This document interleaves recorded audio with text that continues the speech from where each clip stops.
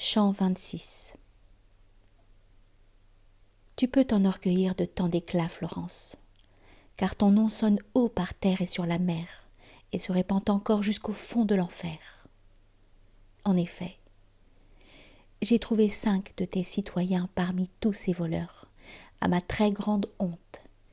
Et toi-même, en peux-tu tirer beaucoup d'honneur?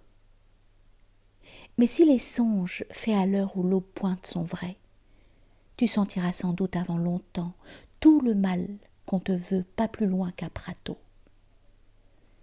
S'il vient, il ne saurait te surprendre trop tôt.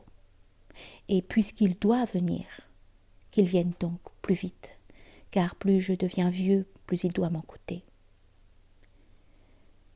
Nous partîmes ensuite en profitant des roches qui nous avaient servi de marche pour descendre, et mon guide, en montant, me tirait près de lui. Ainsi, suivant toujours le chemin solitaire, parmi tous les débris et les saillants du pont, le pied n'avançait pas sans céder de la main. J'avais bien peur alors, mais je l'ai davantage maintenant que je pense à tout ce que j'ai vu. Je freine mon esprit plus qu'à mon ordinaire, et je ne veux sortir du chemin de vertu pour que, si mon étoile ou quelqu'un de meilleur m'a découvert le bien, j'en fasse un bon usage. Car comme le vilain couché sur la colline pendant cette saison où le flambeau du monde nous cache moins longtemps l'aspect de son visage, à l'heure où fuit la mouche et paraît le moustique, voit un nombre infini de vers luisants au fond du vallon, où peut-être il laboure ou vendange, tel je fis briller au 8e giron des flammèches sans nombre, aussitôt que je vins à l'endroit où la vue arrivait jusqu'au fond. Et tout comme celui que les ours ont vengé au moment du départ, dut voir le char d'Élie lorsqu'il fut emporté par ses chevaux au ciel, en sorte que les yeux le suivaient sans pouvoir rien distinguer de plus qu'une boule de feu qui montait dans les airs comme un petit nuage. Tels s'agitaient ces feux sur le fond de la fosse, sans que l'on pût de loin distinguer leur noyau, et chaque flamme était la prison d'un pêcheur.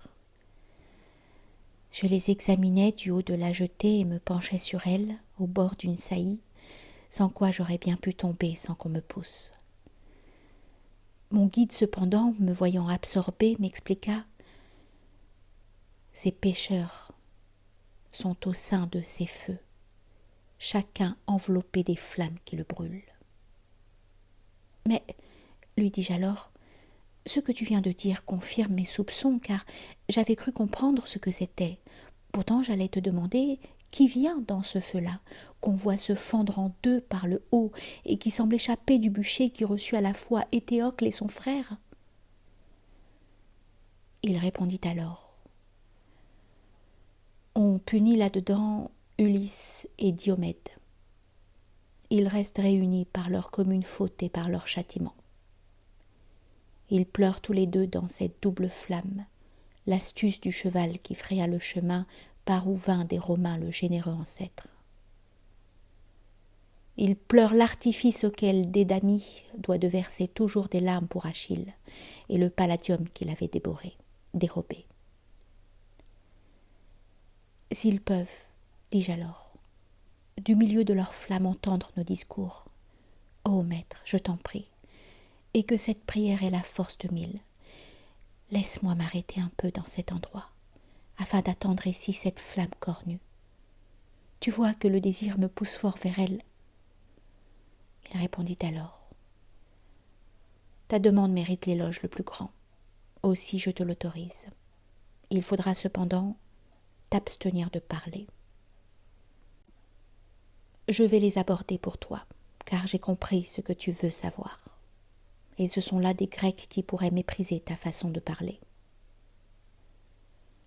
Ainsi, lorsque la flamme arriva près de nous et que mon guide crut le moment favorable, je l'entendis enfin leur tenir ce discours. Ô vous qui venez deux au sein d'un même feu, si j'ai gardé des droits sur vous de mon vivant, si j'ai gardé des droits sur vous, beaucoup ou peu, en écrivant là-haut cet illustre poème, ne vous éloignez pas.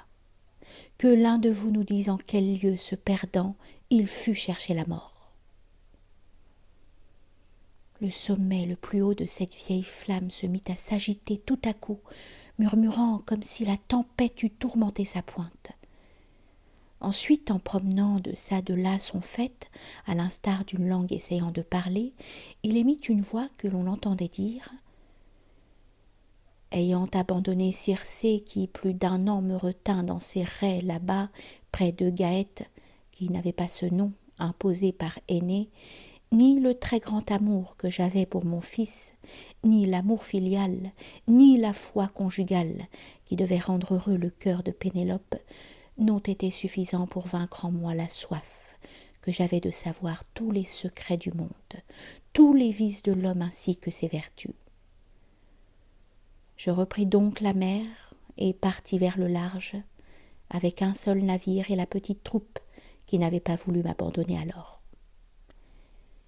J'ai couru les deux bords jusqu'au bout de l'Espagne, la côte du Maroc et l'île de Sardaigne, et les autres pays qu'entoure cette mer. Mes compagnons et moi, nous étions vieux, et là, au moment d'arriver à cet étroit passage qu'Hercule, au temps jadis, signala de ses bornes, pour dire que personne au-delà ne n'avance.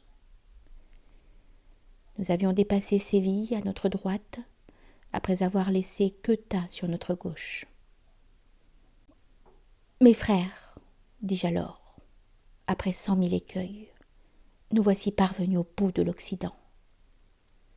Mais ce bref lumignon du soir de notre vie, mais ce souffle dernier qui nous demeure encore, pourront-ils reculer devant la découverte qui nous attend à l'ouest du monde sans humain? Considérez plutôt vos nobles origines, car vous n'êtes pas faits à l'image des bêtes, mais conçus pour aimer la science et le bien. » J'avais par ce discours rendu mes compagnons tellement désireux de me suivre partout que je n'aurais plus su comment les retenir. Tournant la poupe alors du côté du matin pour notre vol de fou, les rames furent elles et nous voguions à l'ouest en prenant sur la gauche.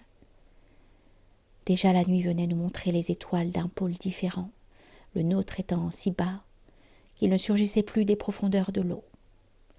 5 fois s'est allumée et 5 fois s'est éteinte la face de la lune, où l'on voit la lumière.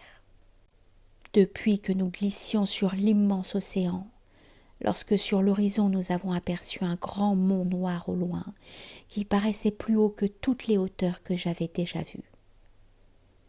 Nous criâmes de joie, et bientôt de douleur, car un orage vint de la terre nouvelle et s'abattit soudain sur l'avant de la nef. Il la fit tournoyer 3 fois sur l'eau mouvante.